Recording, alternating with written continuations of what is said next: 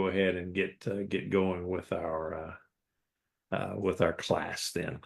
Let's go ahead and begin with the blessing. Baruch atah Adonai Eloheinu melech haolam, asher kiddushanu b'mitzvotav v'tzivanu la'asok b'divrei Torah. Blessed you, Lord our God, King of the universe, sanctifies us in his commandments and commands us to engross ourselves, words of Torah.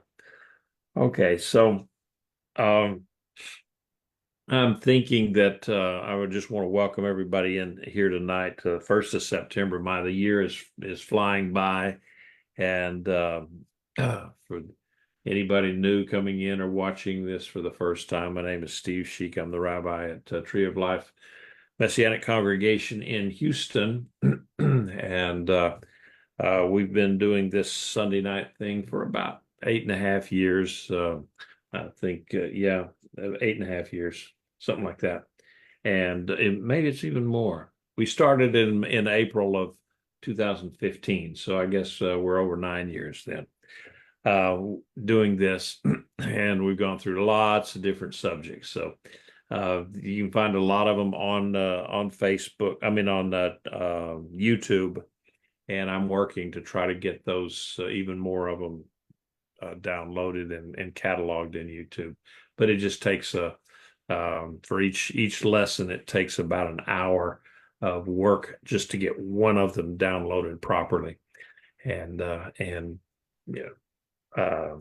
edited and all of that kind of stuff. So, all right. Well, let's go ahead now.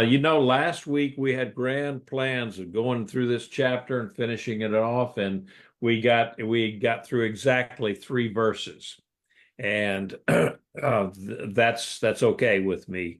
I'm not in a hurry to finish this stuff off, and I want to just make sure that we have a good time with it, and everybody has a chance to say what they would like to say, and so let me put one last thing, because I find myself not looking up here at the camera if I don't position the the camera just right. So it's always better to have it to where I'm looking at you rather than doing that, looking down at something. If you're doing one of these podcasts, and change it to the computer glasses instead of the long range glasses, and now we're ready to go. Okay, so let's begin with, are there any comments or questions that are left over from last week? I know we pretty well did a lot of interaction last week, and so I didn't know if there was anything that just was left over that you've been thinking about all week long, and looked it up and found out I was wrong about something, and so I'll give you a shot at it now. All right, well, you lost your chance. Here we go. Verse 4, Hebrews 13, verse 4. Let marriage be held in honor among all, and the marriage bed kept undefiled, for God will judge the sexually immoral and adulterers. Now, this kind of falls into one of those, this whole section of chapter 13 it's a practical application of what has gone before. These are things that the author is trying to talk to his people, his audience about. And so in that verse 4 here, it's paraphrased in the Message Bible as, honor marriage and guard the sacredness of sexual intimacy between wife and husband. God draws a firm line against casual and illicit sex. All right, so this is an admonition that it should not be difficult for anyone to understand, but you need to place it in the first century context a bit more so we can understand the Hebrews mixed audience. Now, because it not only would have been to Jewish believers, but to non-Jewish believers also, both male and female. And in reality, both males and females can be fornicators and adulterers. And so, they would be responsible for their conduct in an intimate relationship. So this may be, verse 4 may be more of a statement directed at the non-Jewish audience of the book of Hebrews rather than the Jewish audience, because Jewish audience was pretty they're very conservative, and so there wasn't a great deal of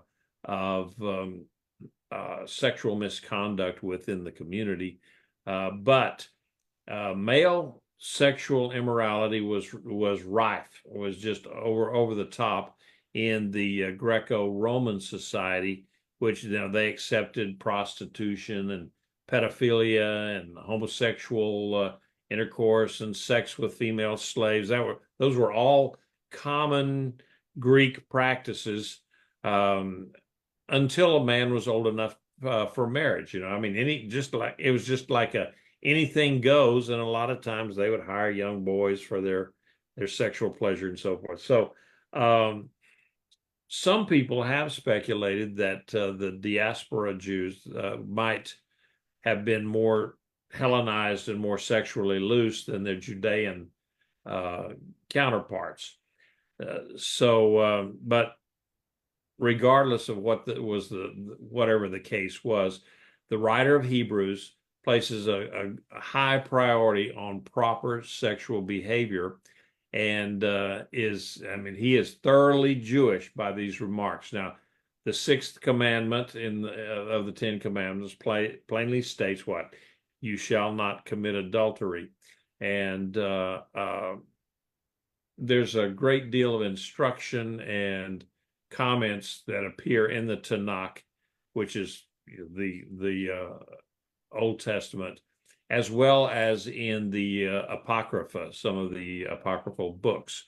Now, the Torah instructions on sexuality, they are it's very cut and dried. 2011 says, if a man lies with his father's wife and has uncovered his father's nakedness, both of them should surely be put to death, and their blood should be on them.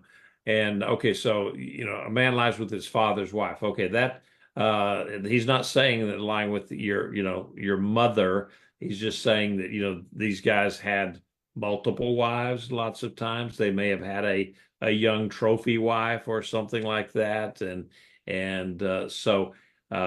In fact, there was a situation like that that's addressed in 1 Corinthians in that church in Corinth, and Paul was really homing in on that and told them, you got to get rid of those people. They got to either change their ways or you got to get rid of them. And so things like that did occur.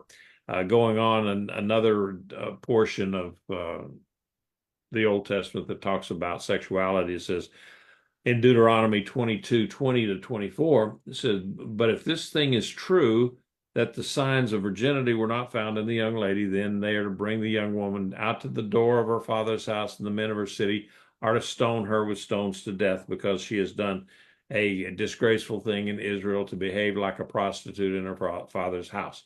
So you are to purge the evil from your midst. Suppose a man is found lying with a married woman, then both of them are to die, the man who lay with the woman and the woman. So you're to purge the evil from the house. Suppose there is a young woman who's a virgin engaged to a man, another man finds her in the city and lies with her, then you're to bring them both out to the city gate and stone them with stones to death. The young woman, because she did not cry out in the town, and the man because he humiliated his neighbor's wife. So you are to purge the evil from your midst. Okay, so that's something that you really can't argue with, and people that in today's world, you see it all the time, where they talk about certainly the the LGBTQ. I call them the QWERTY keyboard guys. They they'll say, well, that's not what really the Bible is more of a living document. And those things that they did back in those days, because they talk about stoning and stuff like that. So so that doesn't really apply to us today, and they try to explain away any responsibility for their sexual behavior or their sexual misbehavior, as it were. Anyway, there's other in the Tanakh, in the rest of the Old Testament. In Job, talks about this: the eye of the adulterer waits for a twilight, thinking, no eye will see me, and he disguises his face. When it's dark, they break into houses, but by day they shut themselves in. They do not know the light, for to all of them morning is as thick darkness. They are familiar with the terrors of thick darkness. He is foam on the surface of water. Their portion of the land is cursed. No one turns toward their vineyards. As heat and drought snatch away the melted snow, so Sheol takes those who have sinned. The womb forgets him, and the worm feasts on him. No longer will he be remembered. That's all gross, isn't it? But like a tree, wickedness is broken. He feeds on the barren and childless woman, and shows no kindness to the widow. But he drags off the mighty by his power, raises up, yet no one has assurance of life. He allows him to rest in a sense of security. But his eyes are on their ways. So there again, that's not a direct thing on sexuality, but it just talks about misconduct. Proverbs 5:15 is a little closer. It says, drink water from your own cistern and running water from your own well.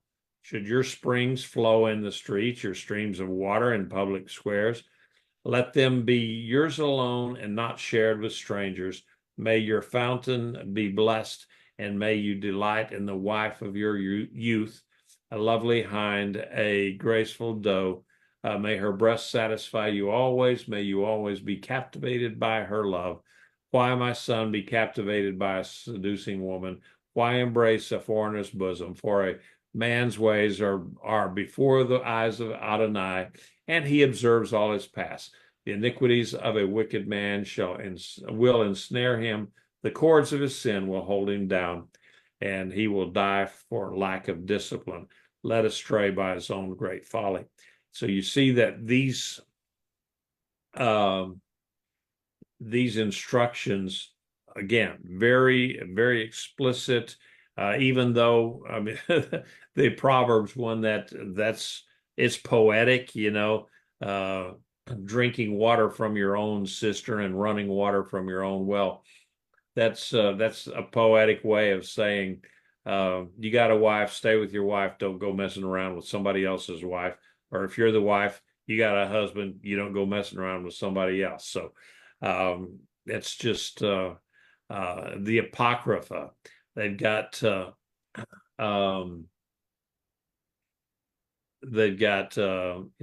lot of stuff in the Apocrypha. And the Wisdom of Solomon is where I'm getting this one here from. And we've studied that in the past. Some things from the Wisdom of Solomon. It says, a man who breaks his marriage vows says to himself, who sees me? Darkness surrounds me, and the walls hide me, and no one sees me. Why should I fear? The Most High will not take notice of my sins. His fear is confined to the eyes of man. He does not realize that the eyes of the Lord are 10,000 times brighter than the sun. They look on all the ways of men and perceive even the hidden places. Before the universe was created, it was known to him. So it was also after it was finished. But the children of adulterers will come to maturity, and the offspring of an all unlawful union will perish. Even if they live long, they will be held of no account. And finally, their old age will be without honor. If they die young, they will have no hope and no consolation in the day of decision. For the end of an unrighteous generation is grievous. All right, and so that kind of gives us a little bit of an idea of what the Old Testament and and the Torah have to say about it. And so these precepts, this idea of sexuality would have been very well known to the Hebrews. They're certainly the Jewish audience would have known all about that, about the human sexuality and the sacredness of it. And so, of course, then, like I'd mentioned before, the Apostle Paul, Rav Shaul, he had a lot to say about that, and he was dealing with the subject there in the book, in the congregation at Corinth, where there was a couple there that the man was living with his father's wife. Now, it wasn't his mother, of course, but it was his father's wife. And so Paul was very much against that and told him, you got to get rid of these kind of things. And says, don't you know that your bodies are members of Messiah?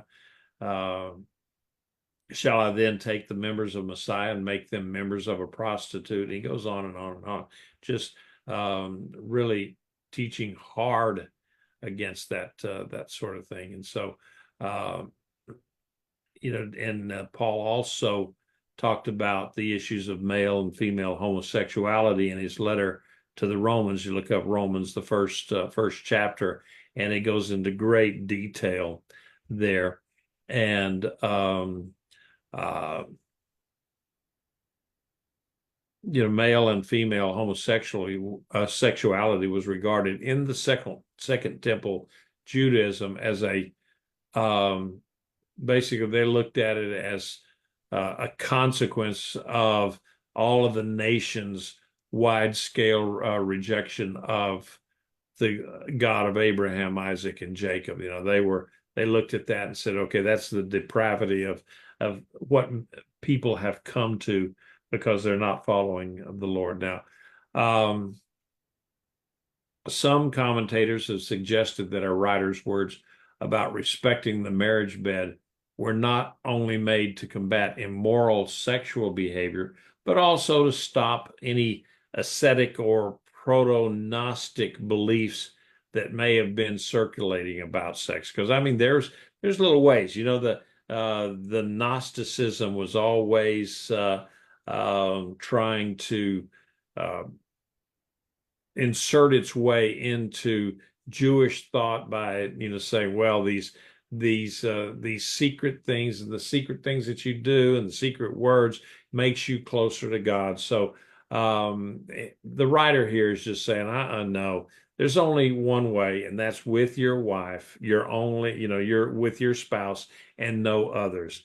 And so then they talk about other things too, like I'm just kind of skipping through this because I've noticed that there's a whole lot here. So but I think David Stern, he said that all of these comments that they're making here and so forth, it just he said basically that it gives a married couple a lot of leeway as to what they do behind closed doors, as long as it's mutually agreed to among themselves. And so, I've sat in on classes and so forth over the years where very fundamentalist teachers, basically taught there was only one way to have sex, and once you had a child, then you don't have sex anymore because that's not that's dirty and it takes you away from God, and so that sort of thing, which that's not right. And so anyway, there are those that will come up with some of that kind of stuff. So anyway, I'm going to go ahead and leave that like it is. I think most everybody there's other things that they're in there, you don't have relations with your wife when she's on her period. That is just that's just good health reasons and so forth. So anyway, we'll just leave that at that. Chapter verse 4 was a lot of stuff in there that's just kind of under the surface, as it were. So any comments or questions that anybody might have on that? I probably grossed out some of you. So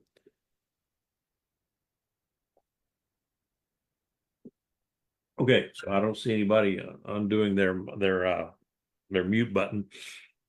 So let's go on. Verse 5 and 6. Keep your lifestyle free from the love of money and be content with what you have, for God himself has said, I will never leave you nor forsake you. So that with confidence we say, the Lord is my shepherd, or my helper. I will not fear. What will man do to me?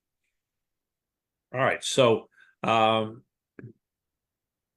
the author of Hebrews writes to his audience. He says, keep your lives free from the love of money and be content with what you have.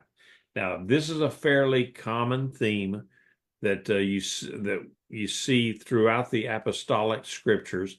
In fact, Yeshua instructed his followers in Luke 12:15 and 21. He says, watch out, be on guard against all kinds of greed, because one's life does not consist in the abundance of the material goods he possesses. It's like I said, and he says, specifically warn them about the man who stores up treasure for himself. And it's like I said yesterday, that bumper sticker that says, he who dies with the most toys wins. And I said, no, he who dies with the most toys still dies.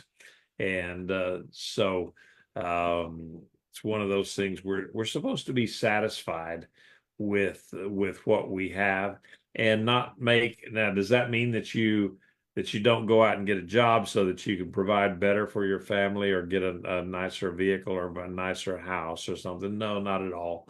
But when we make the making of money and acquiring goods our central focus in our lives, then that's when it starts to become get in the way of you and your relationship with God. It's the deal of if I got this job, but then if I take on a second job on Saturdays and Sundays, then I can make this much more money and I can do this, and then I can finally buy that bass boat I want, or that camper, or get into that bigger house. Well, what have you done? You've at that point you've gotten to a situation where you're putting the job and the making of money ahead of your responsibilities to your family of being in a synagogue or on Saturday or a church on Sunday, whichever one you do, and putting that job and that money ahead of your relationship with God. And so that's what I think the author here is trying to bring out. Paul wrote to the Philippians. They had given him a generous financial contribution, the Philippians did. And but he had also told, he was appreciative of that, because a lot of times people did not support him. And but he told them that as a servant of the Lord, he had been able to learn to be content. And that was a lot, because Paul was a very wealthy man. He had been very wealthy, well placed in society, and so basically he kind of gave it all up. It says in Philippians 4:10, it said, I rejoice in the Lord greatly that now at last you have revived your concern for me, though you were concerned before but lacked opportunity to show it. In other words, he said, thanks for the contribution. He said, I'm not saying this because I am in need. For whatever circumstance I am in, I have learned to be content. I know what it is to live with humble means, and I know what it is to live in prosperity.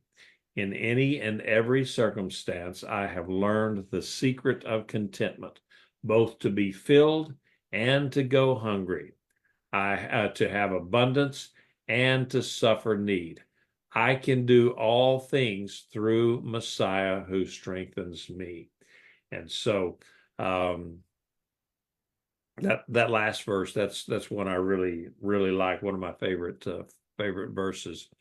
And he also warned Timothy that money and the pursuit of money, the love of money, was the source of a lot of evil in the world. He said in 1 Timothy 6:9, he says, but those who want to be rich fall into temptation and a trap and many foolish and harmful desires that plunge men into ruin and destruction. For the love of money is the root of all kinds of evil. Some, longing for it, have gone astray from the faith and pierced themselves through with many sorrows. And so a lot of people, I've heard people that will misquote that and says, yeah, money's the root of all evil. No, it's not money as the root of all evil, but it says the love of money is the root of all evil. And sometimes you pursue it to the point that everything else falls to the side, and you're consumed by it. And if you find yourself in a situation where you're making a lot of money, then good, as long as you realize that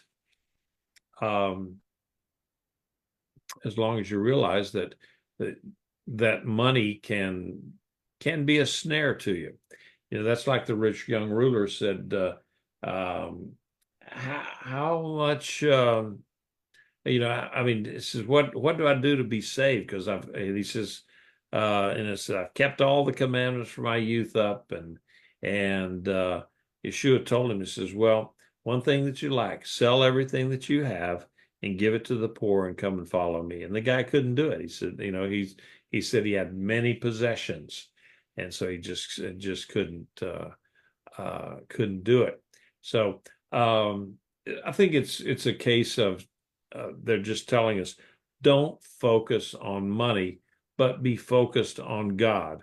And it's like I told my Torah Club class yesterday that, we go through seasons in life sometimes, and there, in my own life, there was a season where we didn't make a whole lot of money because we were in the Coast Guard, and you don't get rich in the Coast Guard. If you get rich in the Coast Guard, then you're doing something illegal. And so, we didn't, Alan knows that, Joseph knows that, Rich knows that. All these guys were my classmates, and none of them became millionaires in the Coast Guard. And so, but then after the Coast Guard, I was able to get some pretty good employment, and was able to make a lot of money for 20 years. And it was a good time, a good season. I was able to contribute a lot to various entities in Israel and so forth. But I just look at that and say, okay, build up that 401k and all that kind of stuff. It was a season. And then I told them, I said, well, there was a reason for that season of prosperity, because we were able then to use that prosperity that I'd saved up then to begin the Tree of Life congregation, because it was about a year and a half there before we ever built up the attendance and the giving to where I was no longer paying them for the privilege of being their rabbi. And so now it's self-sustaining. We're gaining a little bit every week, and that's going into a fund that we're going to use someday for a building fund, and to have our own building. And so if God has given anyone financial resources, if he's given believers these financial resources, then the believer does have a responsibility, I believe, to the community, to the body of Messiah, to see that they use that money, use those resources for the growth of the kingdom. And I think that's just a very important thing to go by. And um, the idea of the author's emphasis on personal contentment via relying on God, that's a very Jewish concept, and one that, quite frankly, is not necessarily paralleled in the what you call the Greco-Roman literature of the first century, and that one of the commentators had indicated that the conviction that the condition for contentment is the presence of God with his people is thoroughly Jewish. Okay, like I said, that is a Jewish deal, that as long as you got God with you, you can be content. And it's reflected in the I guess the literature, the piety, I guess you'd say, of the pre-Christian Pharisaism, that goes back to the first century BC, before Messiah was born. And there's several indications there that like in the Psalms of Solomon. Okay, that's an apocrypha book. It's called Pseudepigrapha. Okay, Psalms of Solomon 16:2. Not the Song of Solomon, the Psalms of Solomon specifically says, "With approval and happiness support my soul. When you strengthen my soul, what has been given is enough for me." And so some people have even speculated that the writer of Hebrews was borrowing some of his words from another apocryphal book called From the Testament of Judah 18:2, which says, "Guard yourselves, therefore, my children, against sexual promiscuity and the love of money." So yeah, he might have taken that from the apocryphal books, and that's fine. It was good information. And so, all right, any comments or questions before we go to another couple of verses? All righty then. So verse 7 and 8. "Remember your leaders who spoke the word of God to you. Consider the outcome of their way of life and imitate their faith. Yeshua, the Messiah, is the same yesterday, today, and forever." All right, so verse 7 opens up with an admonition to remember your leaders. And he actually uses a Greek word, hegemenon, that it's used to describe their present leaders. But he also uses, he describes this as a past action of them having spoken. Okay, there's a grammar in Greek, and it's called they use words, and it's verbs. It's called aorist, and there is the aorist verb kind of refers back to something that has already taken place. So he uses this verb elal asan. Okay, and I don't know if I pronounced it right because I'm not a Greek guy. Which though it says these leaders spoke, and that was a completed action. It was something that they had done in the past. It was completed. So he may have been referring to a previous congregation or leaders that may have died, but their words are still living on with them, and they are still leading these people by their teachings and examples of great faith. That's kind of like with us, the disciples of surely they're all gone and dead and gone, and Yeshua he has left the earth and is in heaven now, but we still follow their words, and so he's making the same example here, that to follow these leaders, and he tells them to observe the leaders' lives, imitate their faith, and he uses the word anathorantes, which again is one of, and I get these things from this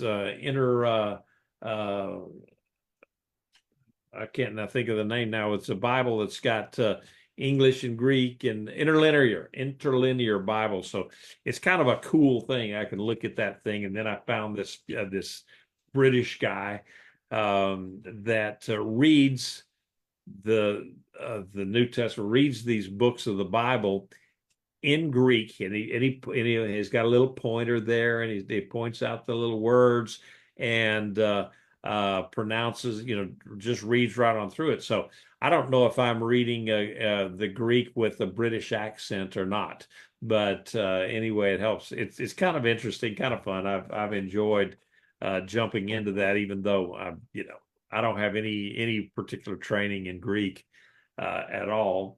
But it's kind of fun to learn some of this stuff. So anyway, he's telling them this word anathorantes means to look again and again and again, keep looking, examine, observe carefully, like under a microscope, look at what they're doing. So, and he asks the audience to consider the ekbasin, the outcome. How did their lives end? What was the end result? Or what did they escape the clutches of sin? So how did they escape the clutches of sin? How did they live a victorious life? And again, Rav Shaul, Apostle Paul, uses this same term, ekbasin, in 1 Corinthians 10:13 to describe how God provides a way of escape to those tempted by sin. And so it said, no temptation has taken hold of you except what is common to mankind. But God is faithful. He will not allow you to be tempted beyond what you can handle. But with the temptation, he will also provide a way of escape, so you will be able to endure it. So our writer here, and he uses that word ekbasin or ekbasis,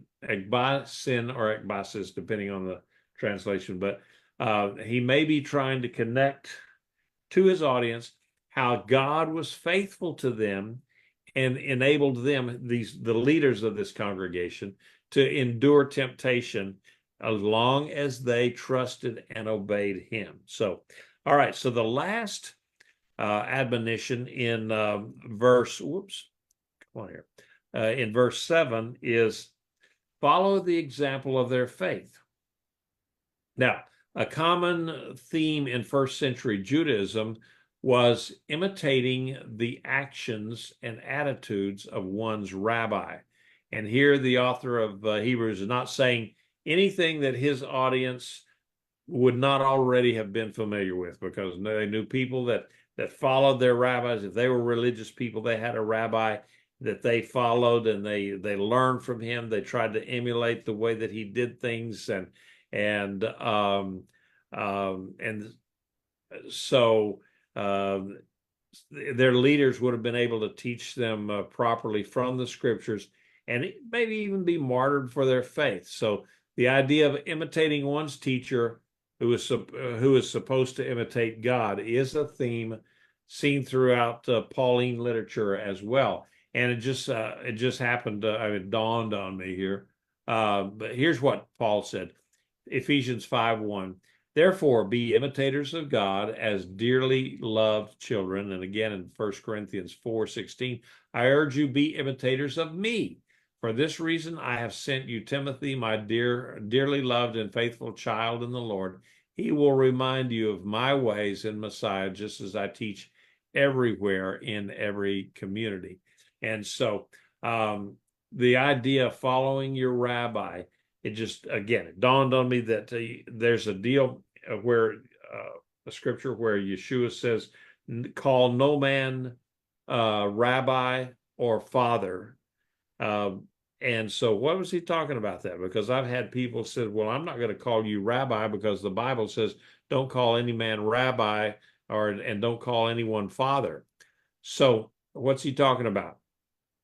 What he's talking about there is the custom of being in a yeshiva or in a school, a Bible school, a Torah school, and where basically you put so much veneration into the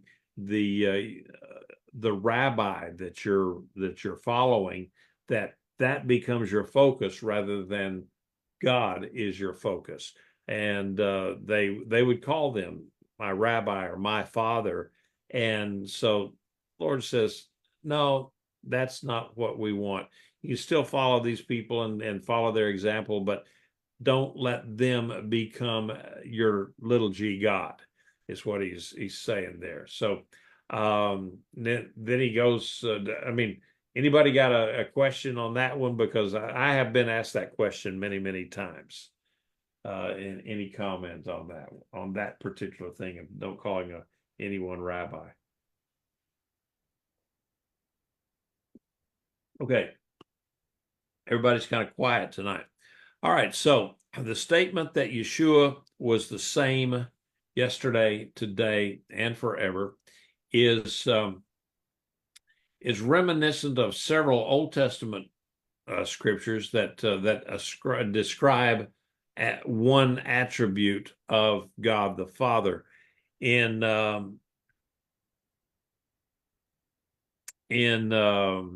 Psalms 102, 27 says, they will perish, but you will remain. All of them will wear out like a garment, like clothing you change them, so they change. But you are the same, and your years will never end. So there's an attribute that David is ascribing to God. And then Malachi 3:6, it says, for I am Adonai, I do not change. And there's many others that are in the Old Testament. Isaiah 46:4 says, even to your old age, I will be the same. Until you are gray, I will carry you. I have done it. I will bear you. I will carry you. I will deliver you. That's the Lord speaking to Isaiah and to Israel. Okay. So Mike, you got a question there. Yeah, sorry, because of my eyes, I couldn't push and get on fast enough when you asked the question about the rabbi and the father thing. Yeah. Isn't Yeshua speaking in the Gospels that we only have one Father, and that is Father God, rather than a priest who calls himself Father, and then there's only one Rabbi, Jesus, Yeshua, and to call anybody else, is that making them equal with Rabbi Yeshua and Father God? That's the precedent I've been under, and I didn't know how to divide that. Okay, good question. All right, so when Yeshua is talking about the idea of calling no man father, what he's doing is don't place a person in a position to where they are between you and God. Okay. And he's certainly not telling someone that not to call your paternal unit, that guy that you call dad. He's not saying that don't call your father or dad or whatever. I mean, whatever the term you use for your dad. No, he's not saying that to use that term. He's saying that don't venerate them to the point that they become a demigod or a little deity, a small deity between you and the Lord. And so the idea of a rabbi just means teacher. Again, would you in a different language, you would call them professor or something like that. So he's not telling us not to use that word. He said don't elevate that position to where it eclipses God, and you no longer see God. All you see is your leader. Warren, you got a comment? Yeah, I'm just going to mention I mean, if yeah, exactly, like you said. I mean, our earthly dad. I mean, you still call him father, right? I mean, you call him father, and that's there's nothing wrong with that. But in the same way, the concept of rabbi, same deal. I mean, Moses is routinely call him Moshe Rabbeinu. Moses our teacher, but we don't we don't put him we don't make him our means of access to God. Our really our true teacher is Yeshua, and through the Holy Spirit. We get so yeah, so it's clear that the concept of rabbi is not a legalistic rule by which you can define absolutely. You can't call anybody at all a teacher, because that's we've all had teachers. If you've had a teacher, you've had a rabbi, because that's what a rabbi is. So it's so I agree with you 100% that it's really putting an inordinate, like a demigod. You use the word, and I think that's very apropos. Okay. Well, that's it. I mean, we use the terms there. It's a title. That's all it is just a title. And the Yeshua is saying, don't make it anything more than a title. Don't put that person between you and God to where, again, I use that term, that where that person eclipses God, and you can no longer see God, because all you can see is that one person. And um, so that's where we're coming from that. So okay, that one just popped up. I didn't have that one in my notes. But anyway, these scriptures that we looked at there, they speak to the timelessness of Yeshua, his divine nature, and the permanence of his heavenly priesthood. So let's go ahead and get the last two verses in. And says, don't be, verse 9 and 10, don't be carried away by all kinds of strange teachings, for it is good for the heart to be strengthened by grace, not by foods that have not benefited those occupied by them. We have an altar from which those serving in the tabernacle have no right to eat. All right, so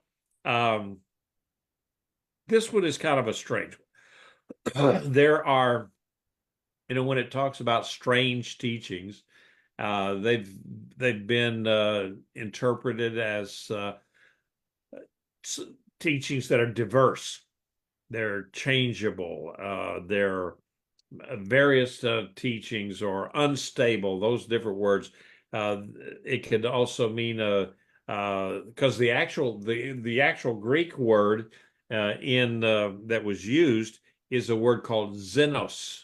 Okay, which from that Greek word we get the idea of xenophobia or xenophilia, either one. I mean, xenophobia means the hate, distrust of any other country besides your own, and that's where we get that word from.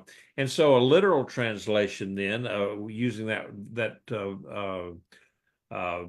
word xenos, it would be an external source outside the Hebrews faith community. And so then another interpretation, they say, well, all they're talking about here is the Jewish dietary laws, and I think it goes well beyond that. There's one of the guys that I've been reading. It's kind of a pretty good book here. I don't know if that's showing up where you can read it. Is that reading it right or is that backwards? I I can't tell on mine. It looks backwards, but anyway, it's a book by It's Stuart right side Sachs. up. It's right side up. Okay. Yep. Yeah, it's good. Okay. It's a book by Dr. Stuart Sachs, Jewish guy, came to the Lord, and he's been a pastor for many years. He didn't get into the Messianic side of things, but he uh, it says he currently assists missionaries with their ongoing educational studies.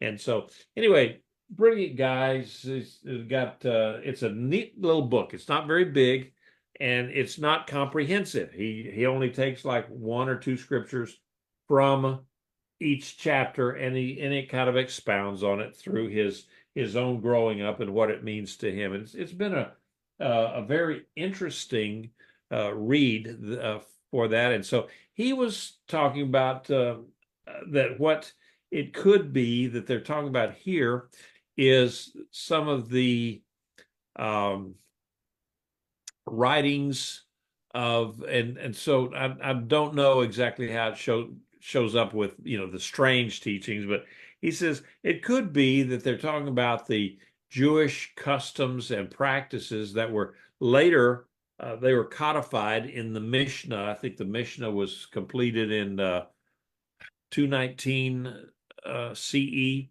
and then that was a comment on the Torah, of the five books of the Bible. And then after that, they said, well, we didn't catch everything, so let's keep on writing. And so then they came up with the Gemara, which was a commentary on the Mishnah. So you got the Mishnah commentary on Torah, and then the Gemara is a commentary on the Mishnah, and then that you combine those two, and you get what is called the Talmud. Okay, so he's saying that possibly that's what they're talking about, because the Hebrew audience would have known that. They would have also known some of the dichotomies that are in the Talmud. And people say, well, you should never read the Talmud because they disagree with each other. So okay, well, don't ever read Calvin or Augustine or any number of Christian commentators, because they disagree with each other. One will say this, that the Holy Spirit was done away with when the disciples died, and another one said, no, it's very real today. So don't read any of that stuff. Okay, that's foolish. So yeah, you read the Talmud, you read it for what it is. You don't make it.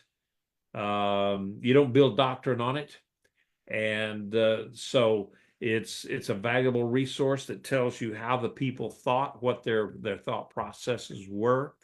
And so anyway, that's what Dr. Sachs is talking about here, that possibly that's what the author was referring to, was the customs. And so they did go then into the foods. Okay, so it's the teachings on the food. I think that they have to assume that they're not talking about whether something's kosher or not kosher, whether you eat cheeseburgers or not. And I think so they're talking about how a lot of times in those days, now where the strange comes in is there were teachings back in those days about if you eat certain things in a certain way at a certain time, then that puts you closer to God. And Dr. Sachs in here says, whatever you ate does not bring you closer to God. And so the idea that arguing over these kosher laws and so forth don't get you anywhere. And it boils down to, okay, there are certain laws that the Bible says if you're Jewish you have to do, and if you're not Jewish, maybe not, you don't have to do it. So I can just tell you that in my own life, I'm convicted that I have to keep kosher. Okay. Now we got people in our congregation that says I'm a Gentile. I don't have to, I like my ham sandwiches and my shrimp and oyster poor boys. Say good on you, mate. But just don't quit coming to synagogue because somebody fusses you out because you like poor boys. Rabbi, Yes, I sir. was just thinking. Well, I think the main point of verse 9 especially says, "For it is good that the heart be established by grace." That's the heart of it. It's like you're saying, don't major in the minors. Yeah, Keep the main thing the main thing. It's exactly. and it's this entire book of Hebrews is all really talking just about the grace of God, and that really needs to be our focal point rather than, because we can get caught up in minutia otherwise. Exactly. Good point. Excellent point. And that's why, that somewhere, yeah, that was in my notes someplace that I had, but yeah, the next slide there, where God's grace is much more important than food. Okay, let's concentrate on that. What the sacrifice of Yeshua did for us, and what it means for us. And so then when he gets down to verse 10, says the altar that he's talking about here is referring to the concept of the sacrificial, the cross, the execution stake, as some people like to say it, rather than the cross. And so I don't understand all of that. I mean, why it's a cross, and Yeshua even himself said, "You got to take up your cross and follow me." But what he's saying is that, okay, it's grace that we need to concentrate on, and then so those that don't believe in Yeshua, they have not come into the belief of Yeshua, then they really um, don't have a seat at the table when it comes to the blessings and the privileges that accrue to us as being believers in the Son of God. And so I think that's one of the things that he tries to bring out here. And so I think the idea of whatever these strange deals are that they were talking about, I think we can assume that they were not talking about eating kosher.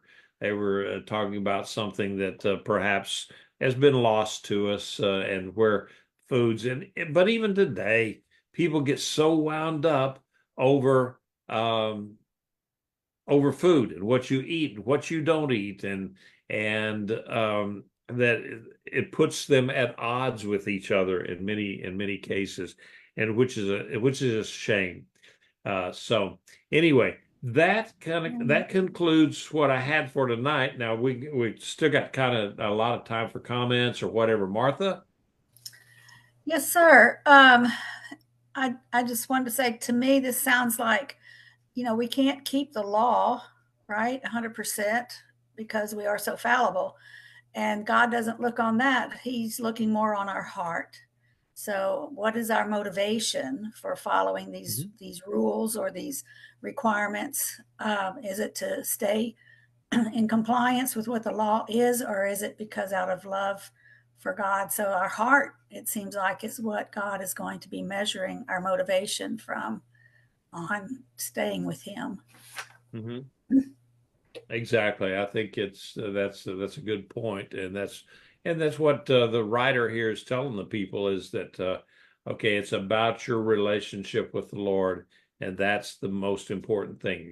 Keep the main thing the main thing, and so that's it exactly. Don't let these um, earthly things, and I see it a good bit, in our own congregation and other things where people get so wound up over minutia, whether it's okay to wear your seat on your belt loops, um, you know, and um, that sort of stuff, or should we wear a kippah all the time, and just various things that really, is that going to keep you out of the olam haba, the world to come? No, it's not. And so unless you're willing to go back to four cornered garments someplace, then by the letter of the law, then that's where you should be wearing your zeet seat, and I have one of those that I wear underneath my shirt, and it's got those, but I just happen to, the tassels, I don't show them. I just tuck them into my pants, and they're there. I know they're there, and like I said, the zeet seat are a reminder to me of who I am and whose I am, and so just it's not for me to go around flaunting to somebody else.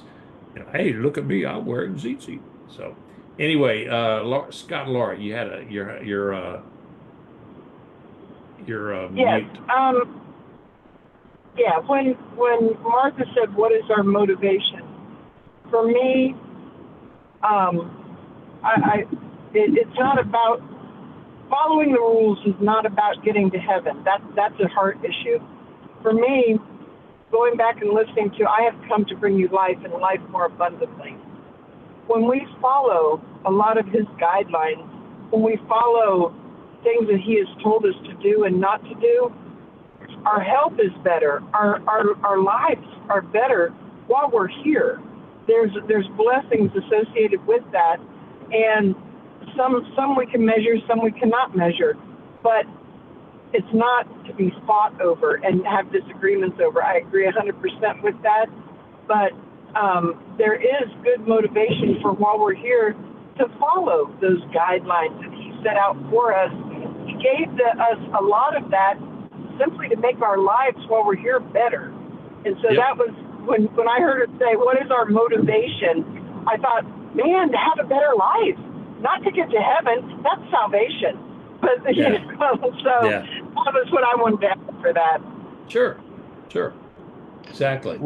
Well, I would say that I'm sure back in the times of Moses, that people didn't know right off the bat that eating pork could expose you to all kinds of issues, and that eating shellfish, bottom feeders that eat up all the garbage, that all the scavengers that carry disease, they didn't have a knowledge of bacteriology back then, but obeying what the Lord said to do made them healthier. Same thing during the Middle Ages, because of the cleanliness laws among the Jewish people. They were healthier and they didn't suffer as much during the plagues, Black Plagues. And so consequently, people persecuted the Jews because they were healthier, because they, so I mean, but nobody had any concept of Right. pathology or bacteriology back then. But here now in modern day, we learned that these things, are actually beneficial for us. I do have a question for you though, because I am so impressed in how you bring up. You've got a whole array of supporting scriptures that you bring up for each one of your points, and I know that when I do a teaching, I have papers all over the place, and I'm trying to keep myself formatted.